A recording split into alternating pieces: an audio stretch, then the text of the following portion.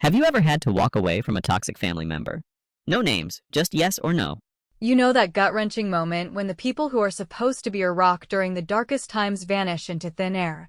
leaving you to face the storm alone with nothing but the echo of unanswered calls and half-hearted texts that do little to ease the ache in your chest. And that's exactly how it unfolded for me on that crisp autumn day when my son Jake suddenly collapsed at work from what turned out to be a ruptured appendix, forcing him to drive himself to the emergency room in Columbus while I scrambled to drop everything from my nursing shift at the local clinic in our small Ohio town to race up the interstate. My mind swirling with worst-case scenarios about losing the only family member who'd truly stuck by me through thick and thin, after his father's early death from cancer left us navigating life as a duo against a backdrop of relatives who always seemed too busy with their own dramas to offer real support. By the time I burst through the hospital doors, the waiting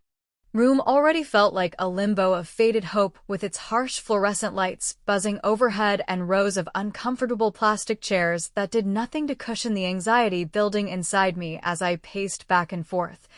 clutching my phone like a lifeline while firing off messages to my brother Tom in Dayton, who replied almost immediately with a vague assurance that he was swamped at the office, but sending good vibes, followed by a call to my sister Lisa down in Cincinnati,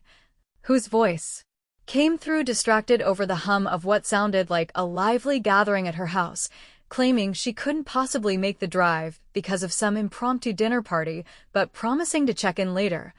though that later never materialized as the hours dragged on with me sitting there solo, flipping through worn-out magazines that offered no distraction from the knot of fear twisting tighter with every unanswered ping from the operating room where surgeons were working to save Jake from the infection spreading through his body. As the afternoon wore into evening, the weight of isolation pressed down heavier than the stale air in that confined space, especially when I thought back to all the family gatherings we'd shared over the years in our modest Akron childhood home with its creaky wooden floors and the scent of Mom's pot roast filling the kitchen on Sundays. Gatherings that always painted us as this tight-knit Midwestern clan bonded by shared stories of Grandpa's factory shifts and holiday traditions passed down through generations, yet here I was, the one who'd patched up scrapes and loaned money without a second thought during their crises, now facing the possibility of my 25-year-old boy, tough and reliable with his calloused hands from wrenching on cars at the auto shop, coming out of surgery without a single familiar face besides mine to greet him, and it stung in a way that went beyond the physical exhaustion, stirring up that quiet resentment I'd buried for so long about being the perpetual giver in a family that took without reciprocity, like the time I covered Tom's business loan default or helped Lisa relocate after yet another failed relationship, all while Evelyn, my mother, played the matriarch from her armchair, dispensing advice, but rarely lifting a finger when it counted. Finally, after what felt like an eternity marked by the distant cries from other rooms and the occasional sympathetic nod from a passing nurse, Jake emerged on a gurney, groggy and pale under the sterile sheets with his abdomen bandaged and a weak smile flickering as he spotted me rushing to his side, squeezing his hand while the doctor rattled off recovery instructions about rest and antibiotics. And in that tender moment, as I adjusted his pillow and fetched him a cup of ice chips to soothe his dry throat, the absence of everyone else hit me like a freight train, confirming that for all their talk of blood being thicker than water, convenience always trumped commitment when push came to shove. The next couple of days blurred into a haze of hospital routines that tested every ounce of my resolve. From advocating for Jake during shift changes to ensure he got the pain meds on time to sneaking in comfort food like his favorite soft pretzels from the vending machine, since the cafeteria slop did nothing for his appetite, all while fielding sporadic updates from work that carried undertones of impatience from my boss about the unexpected leave, and, through it all, the silence from the family grew louder, broken only by a belated text from Evelyn that morning after the surgery stating she'd heard the news and hoped he was on the mend, but was tied up with important preparations she couldn't elaborate on. Preparations that apparently ranked higher than being there for her grandson, who idolized her stories from his childhood visits. Jake, Ever the optimist, even as he winced through the discomfort, tried to lighten the mood by joking about how this was his excuse to binge-watch old action flicks without guilt, but I could see the flicker of disappointment in his eyes when he asked if anyone was coming to visit, forcing me to sugarcoat the truth with excuses about everyone's hectic schedules in this fast-paced world where jobs and kids left no room for emergencies unless they were your own.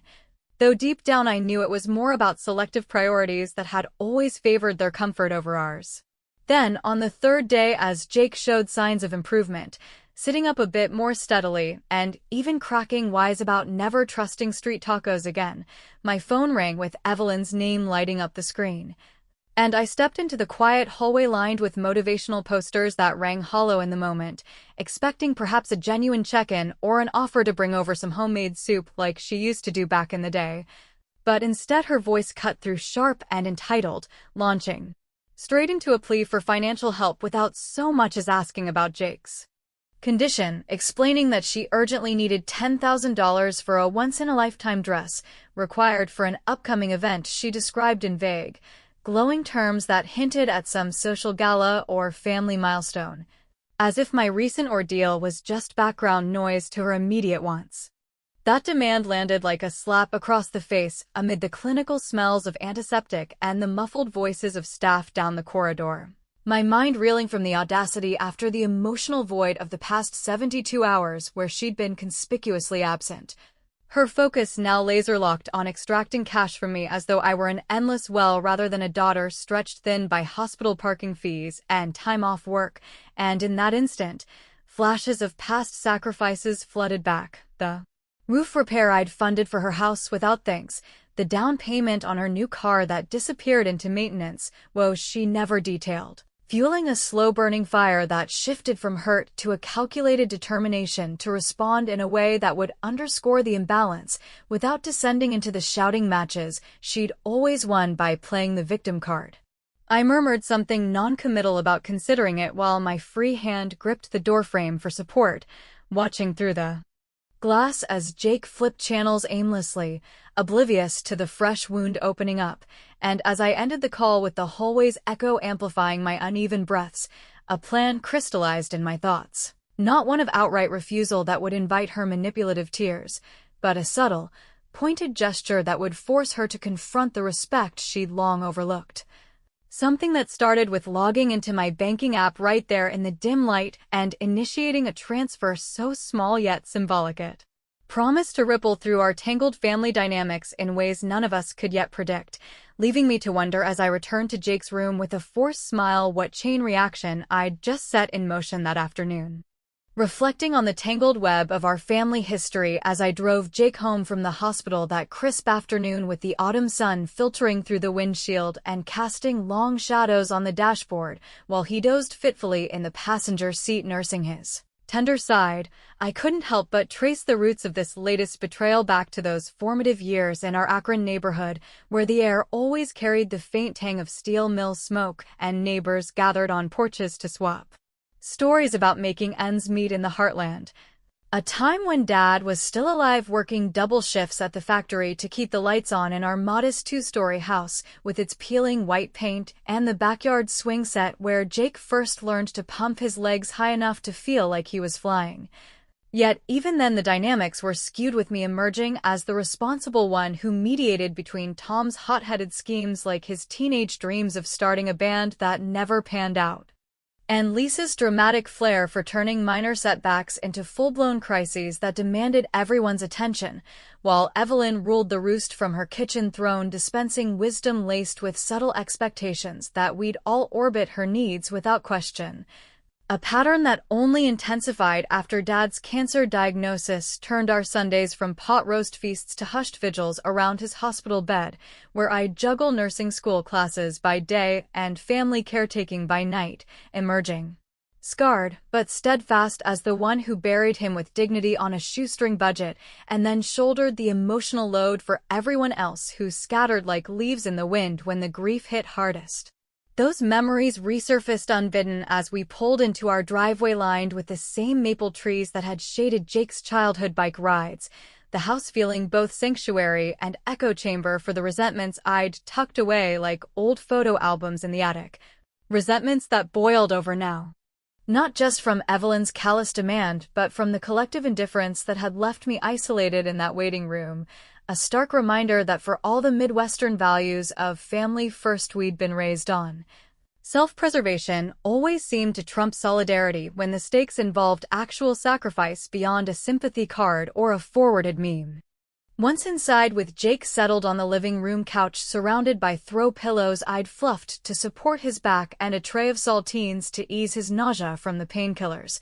I retreated to the kitchen where the afternoon light slanted across the cluttered countertops still bearing traces of last night's hurried meal prep, pulling out my phone to execute the response I'd mulled over during the drive home. A deliberate act of defiance wrapped in the guise of compliance that would underscore the hollowness of her entitlement without granting her the fuel for a full-blown argument she'd inevitably twist to her advantage. Logging into the banking app with fingers that trembled slightly from a mix of adrenaline and exhaustion, I initiated the transfer of precisely $1 to Evelyn's account, attaching a concise digital note that read, "By respect," in plain text that I hoped would land like a well-aimed dart amid her presumptions, the action feeling liberating in its simplicity as if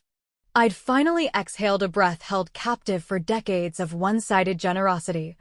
From the time I co-signed her mortgage refinance after Dad's life insurance barely covered the funeral to the countless holidays where I'd hosted the feasts while she critiqued the menu from afar.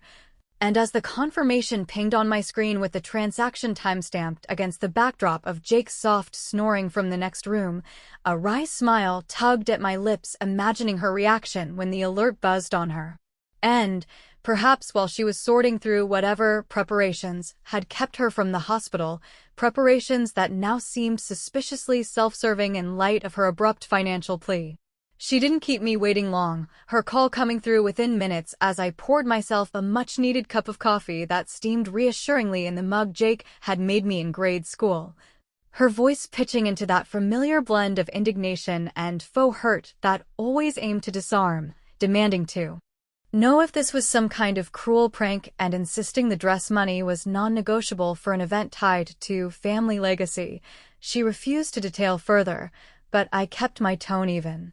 replying that it was the best I could manage after the medical bills piling up like unpaid promises, and when she pressed with veiled threats about how I'd regret not stepping up as the responsible daughter, I ended the call with a polite but firm goodbye, the click echoing in the quiet house like the closing of a long overdue chapter.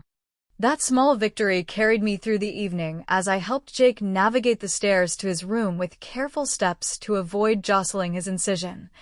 Sharing a light dinner of soup and crackers at the coffee table where he mustered a chuckle at my recounting of the dollar transfer, calling it the classiest middle finger he'd ever heard of and admitting how the family's no-show had left him questioning if blood relations were worth the hassle, a sentiment that mirrored my own growing disillusionment even as I deflected with humor about how we'd always been the dynamic duo anyway, tougher than the rest combined without the baggage of their flakiness. Yet the peace was short-lived when Tom's text lit up my phone later that night as I washed dishes under the hum of the faucet, a generic photo of his kids at their soccer game captioned with something about sending positive energy Jake's way, the kind of low-effort gesture that rankled after his earlier brush-off and stirred that vengeful spark-eyed thought quenched, prompting me to accidentally forward him the latest hospital bill that had arrived in the mail that day, a hefty copay notice for the emergency procedure that we'd have to appeal, with an attached note saying I figured he'd want to chip in since he was so adept at family support, the slip-up hitting the entire group chat by mistake to amplify the discomfort without me appearing overtly malicious, and sure enough, his flustered reply rolled in almost immediately, questioning what the heck was going on while Lisa chimed in with confused queries, leaving me to suppress a satisfied grin as I dried my hands on a dish towel patterned with faded cherries, the petty payback feeling like a necessary counterbalance to years of being the sole safety net in our fraying familial trapeze act. As the house settled into nighttime quiet with Jake's door cracked open to monitor his rest and the clock ticking past 10, I finally collapsed into bed only to be jolted awake the next morning by an unexpected email notification from the bank. Not the routine statement I'd anticipated, but a forwarded document that appeared to be Evelyn's recent account summary from one of those outdated joint logins we'd set up ages ago for so-called emergencies. Its contents revealing a series of cryptic transactions that hinted at far more than a simple dress purchase, and left me staring at the screen in the dim bedroom light, heart racing with the dawning realization that the revenge I'd initiated might have unwittingly unlocked a Pandora's box of secrets poised to append everything we thought we knew about each other's hidden lives. Staring at the glowing screen of my laptop in the soft morning light filtering through the half-drawn blinds of the kitchen where the scent of fresh coffee mingled with the faint antiseptic trace still clinging to Jake's clothes from his recent hospital stay,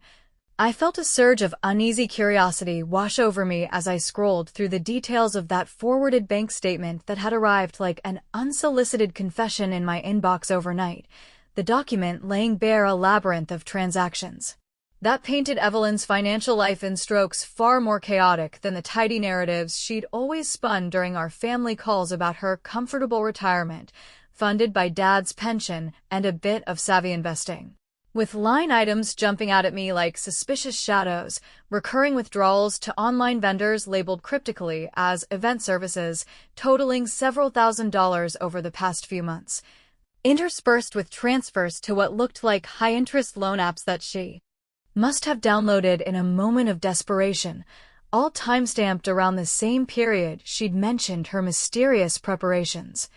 And it dawned on me amid the hum of the refrigerator and Jake's footsteps creaking on the stairs that this wasn't just about a dress, but potentially a deeper hole she'd been digging, one that could swallow the fragile equilibrium of our family if left unchecked, especially after the emotional toll of Jake's surgery had already exposed the cracks in our so-called bonds. I didn't rush to judgment, though, folding the printout carefully into a drawer for safekeeping before helping Jake with his breakfast of oatmeal topped with the sliced bananas he craved for their gentle ease on his recovering stomach, chatting lightly about his plans to ease back into light duties at the shop next week, while inwardly wrestling with whether to probe further or let the dollar transfer stand as my sole statement. But the pull of those unanswered questions proved too strong, compelling me to dial the bank's customer service line under the pretense of verifying my own account security after the recent activity, casually mentioning the old joint access from years back when we'd all chipped in for Lisa's down payment disaster. And the representative on the other end, a polite young man with a Midwestern lilt that reminded me of home, confirmed the linkages still lingered in the system like digital ghosts, offering just enough verification to fuel my resolve without tipping my hand to anyone else. That confirmation spurred me into a quiet investigation mode as the day unfolded, with Jake napping on the couch under a quilt I'd pieced together from fabric scraps during his toddler years, a patchwork of memories that now served as a metaphor for the mending I was attempting in my own life. So I spent the afternoon at the dining table surrounded by stacks of old family mail I'd gathered from the hall closet, cross-referencing dates and amounts against vague recollections of Evelyn's offhand comments during holiday gatherings about treating herself to spa days or community events that always seemed to coincide with her tighter-than-usual hugs and requests for small loans disguised as gifts, uncovering patterns that suggested her casino outings, those girls' nights she downplayed after Dad's death as harmless fun, had escalated into something more compulsive, with ATM withdrawals clustered on weekends near the riverboats down in Cincinnati where Lisa lived, and the realization hit, with a mix of pity and frustration, that she'd prioritized those flashing lights over showing up for Jake, her own flesh and blood, during his hour of need, stirring a vengeful itch that I scratched not with confrontation, but with a calculated twist of irony designed to prick her conscience without direct accusation. Remembering how she'd always name-dropped her involvement in local charities during church socials to bolster her image as the benevolent grandma type, the one who baked pies for bake sales, but never followed through on promises to volunteer, I navigated to the website of a women's shelter in Akron that focused on financial independence programs, organizations she'd praised in passing but never supported with more than lip service, and made an anonymous donation of $50, the precise amount of one of those flagged transfers in her full name Evelyn Jenkins, attaching a printed card that would arrive by mail reading for dresses that empower the women who really need them, the phrasing laced with just enough sarcasm to evoke a chuckle from me as I hit submit, envisioning her opening the envelope amid her cluttered living room filled with knickknacks from estate sales. Her face flushing with that blend of embarrassment and deflection she'd mastered over decades of sidestepping accountability. And sure enough, the thank you call from the shelter came through that evening while I was prepping a simple casserole for dinner. But it was Evelyn who rang shortly after, her voice syrupy with concern that barely masked the underlying barb as she inquired about the odd donation and reiterated that the dollar stunt had gone far enough since the event loomed large in her plans. To which I feigned surprise over the speakerphone with Jake listening from the table, suggesting it must be a mix-up from some overzealous admirer before steering the conversation back to Jake's progress. Though inside the conflict raged like a storm brewing over the Ohio fields, part of me questioning if this petty jab crossed into cruelty by publicly shaming her thrift in front of strangers, especially when families like ours were supposed to rally together against life's hardships rather than snipe from the sidelines. As twilight settled over the neighborhood with its symphony of distant lawnmowers winding down and the first stars pricking the sky visible through the window, where Jake and I shared stories from his childhood to lift the mood. Tales of backyard campouts and scraped knees that highlighted how we'd built our resilience without relying on the extended clan's sporadic interventions. My phone vibrated with a voicemail from the bank that shattered the tentative calm. The automated message urgent and impersonal as it announced a temporary freeze on all linked accounts due to detected irregularities in transaction patterns, an action that extended not just to Evelyn's, but to mine and even tangling Tom's in the process through those ancient shared designations. Leaving me frozen in place with the device clutched in my hand as Jake looked up quizzically from his plate, the implications crashing down that my probing might have triggered this lockdown or worse, unearthed something explosive enough to ensnare us all in the fallout. My mind racing with dread over what other secrets those frozen funds concealed, and whether the revenge I'd savored moments ago had just boomeranged in a way that threatened to upend the fragile stability I'd fought so hard to maintain for my son's sake. The voicemail from the bank lingered in my mind like a shadow that refused to dissipate even as I replayed it for Jake over our hurried breakfast the following morning, with the kitchen filled with the aroma of sizzling bacon I'd thrown on the griddle to combat the chill that had seeped into the house overnight, explaining in hushed tones how the freeze encompassed not only Evelyn's questionable accounts, but ours too, through those lingering joint ties from Dad's era that we'd never bothered to untangle amid the busier rhythms of life, a bureaucratic snare that now threatened to disrupt Jake's upcoming paycheck deposit and my own modest savings earmarked for his eventual wedding or whatever dreams lay ahead for him beyond the auto shop grind. And as he nodded thoughtfully while buttering his toast, suggesting we head down to the branch in person to sort it out before it snowballed into real trouble, the first wave of family backlash crashed in through a barrage of texts and voicemails that lit up my phone like fireworks on the 4th of July, starting with Tom's explosive message accusing me of sabotage after his truck payment bounced and left him stranded at the dealership with the kids' car seats still loaded in the back.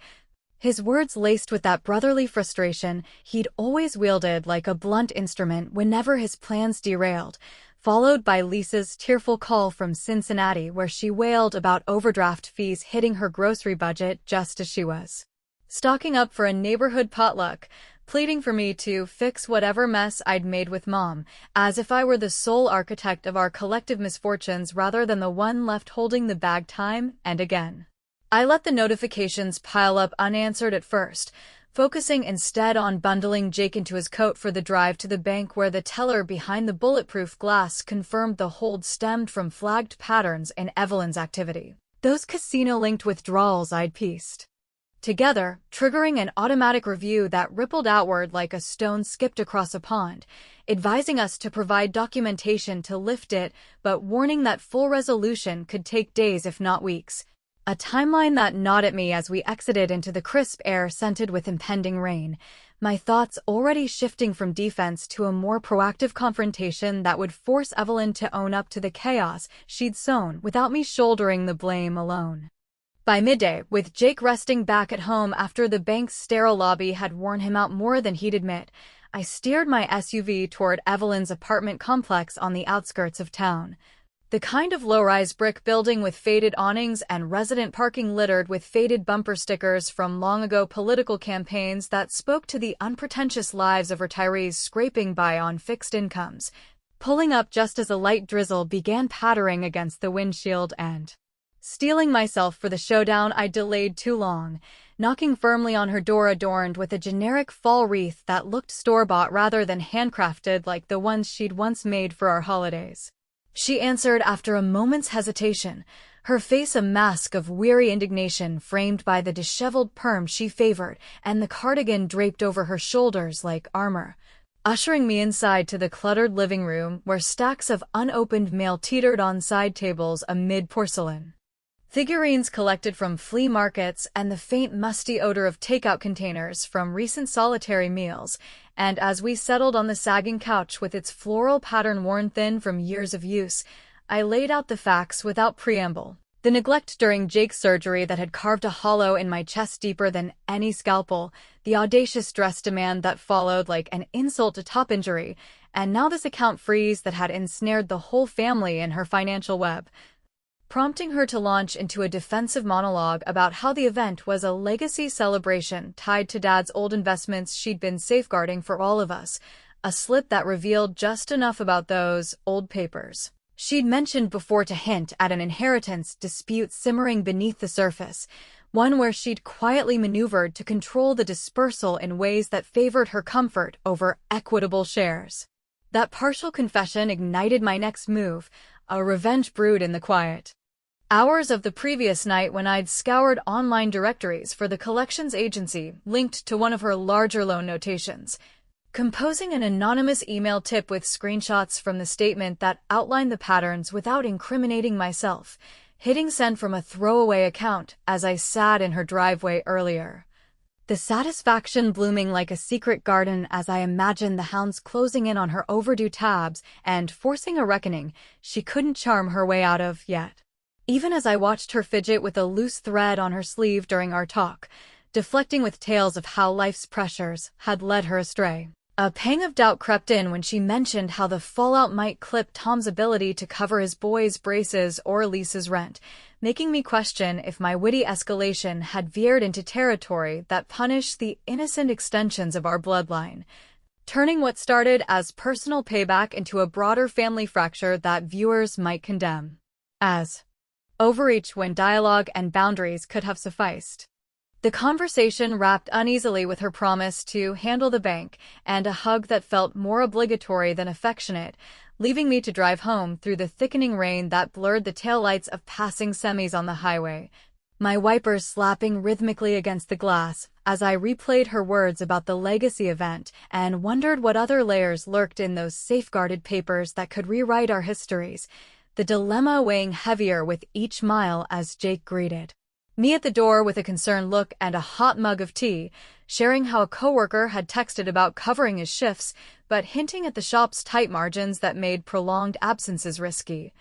underscoring how my quest for justice threatened the very stability we'd clawed to maintain amid the indifference of those who should have been allies. As evening fell with the storm intensifying outside our windows where rain lashed the panes like accusatory fingers, my phone pierced the coziness of our living room lit by a single lamp and the glow of a muted television playing an old sitcom rerun, the incoming call displaying an unfamiliar area code that matched the lawyer's office from Dad's estate settlement years prior. The voice on the other end grave and measured as it unveiled a bombshell about Evelyn's maneuvers that exposed a lie far grander than any dress or debt, pulling me to the edge of revelation and forcing me to confront whether the truths I'd unearthed would liberate or shatter what remained of our fractured ties forever. The voice on the other end of that unexpected call cut through the patter of rain against the window like a knife slicing open an old wound belonging to Harold Grayson,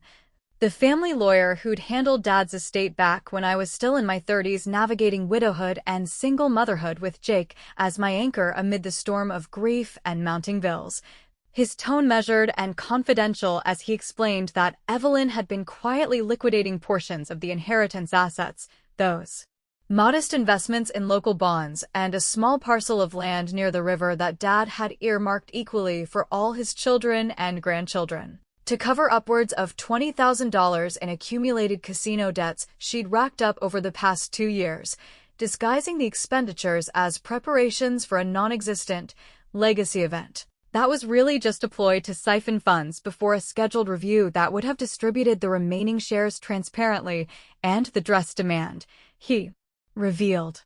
With a sigh heavy with professional regret, served as a flimsy cover to extract one final infusion from me without arousing suspicion.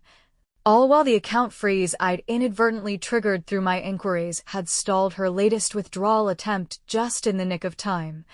preserving enough to allow for corrective measures if the family chose to intervene before she gambled away the last of Dad's hard-earned legacy. My hand tightened around the phone as Jake paused the sitcom on screen to watch my expression shift from shock to a simmering resolve, the pieces falling into place with brutal clarity, the evasive texts during Jake's surgery, the cryptic preparations that kept her away, the old papers she'd guarded like state secrets in her apartment's locked drawer, all pointing to a betrayal that went beyond neglect into calculated deceit, twisting the knife of familial trust I'd clung to despite the cracks.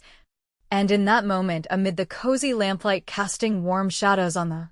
walls adorned with Jake's school photos and a faded snapshot of Dad at the grill, I felt a mix of vindication and sorrow wash over me. Vindication for the instincts that had prompted my small revenges, and sorrow for the matriarch I'd idealized, who now appeared more like a gambler chasing highs than the steady grandmother who'd baked cookies for Jake's birthdays, prompting me to thank Harold profusely before hanging up and sharing the bombshell with Jake, whose eyes widened in disbelief before he cracked a wry joke about how her high roller phase explained the tacky jewelry she'd started flashing at holidays, lightening the air just enough to keep me from crumbling under the weight of it all. Armed with that revelation, I couldn't let the day dissolve into passive outrage, so the next morning, after a fitful night where dreams tangled hospital corridors with slot machine chimes, I rallied Jake for moral support and drove back to Evelyn's under a sky cleared to a deceptive blue that belied the emotional tempest brewing inside me, arriving to find her door ajar as if she'd been expecting the inevitable reckoning.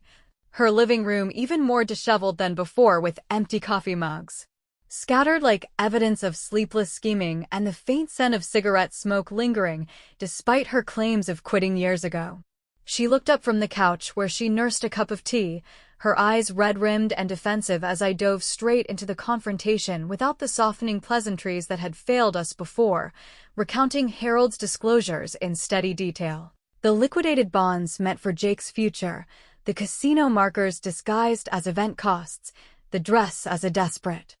Hail Mary to rope me into her spiral, and watching her facade crumble into a tear-streaked admission that it had started innocently after Dad's death as a way to fill the void, but snowballed into an addiction she couldn't shake, borrowing from the inheritance. Just temporarily, with every intention of repaying before anyone noticed, her voice breaking as she begged for understanding and a chance to make it right, especially now that the freeze had left her checking account barren and her social circle whispering about the shelter donation that had circled back through church gossip. Jake stood silently by the door, his presence a poignant reminder of the grandson she'd overlooked in her haze, and as she reached for my hand in a plea that tugged at the daughter in me who'd once idolized her strength, I delivered the final stroke of revenge not with anger, but with a clever safeguard I'd coordinated with Harold overnight, a revised account structure placing the remaining assets under joint oversight between me and an independent trustee, with release clauses tied explicitly to mandatory family counseling sessions and full financial transparency, my parting words laced with dry humor as I said, "Consider it buying respect for all of us, yours included," the clause witty in its insistence on therapy over bailouts, ensuring she'd have to confront her habits head-on rather than leaning on enablers like me, and though she nodded through fresh tears promising to try, the ambiguity hung thick in the air like the unresolved chord in an old country tune, leaving me to wonder if this intervention would spark genuine change or just breed deeper resentments in the long run. In the weeks that followed, the ripples spread through our family like aftershocks from an earthquake we'd all felt, but no one wanted to name, with Tom calling one evening from his garage workbench where he tinkered with engines to escape the house tension, offering a grudging apology for his hospital absence and admitting the freeze had forced him to budget like Dad taught us back in the Akron days, while Lisa sent a bouquet of wilting daisies with a card scribbled in her looping handwriting about fresh starts and forgiveness that arrived just as Jake returned to full shifts at the shop, his laughter over dinner recounting how the ordeal had bonded us tighter than ever without the drag of their inconsistencies. Evelyn attended the first counseling session with reluctant grace, sharing stories of her regrets amid the therapist's neutral prompts, but the sessions unearthed old grievances, like Tom's unchecked spending or Lisa's serial unreliability. That made Harmony feel elusive, and as fall deepened into the promise of winter with leaves carpeting our driveway in gold and crimson, I often found myself staring at the family photos on the mantel during quiet evenings with Jake, pondering if my cascade of revenges, from the dollar note to the locked accounts, had ultimately saved us from her downward pull or irreparably frayed the threads of loyalty that, however thin, had sustained us through harder times, the uncertainty lingering like frost on the window panes and prompting questions that echoed in my thoughts long after the lights dimmed. Had the payback restored balance or merely shifted the scales toward isolation? And in the end, would blood prove thicker than the debts we'd all accrued in one another's hearts?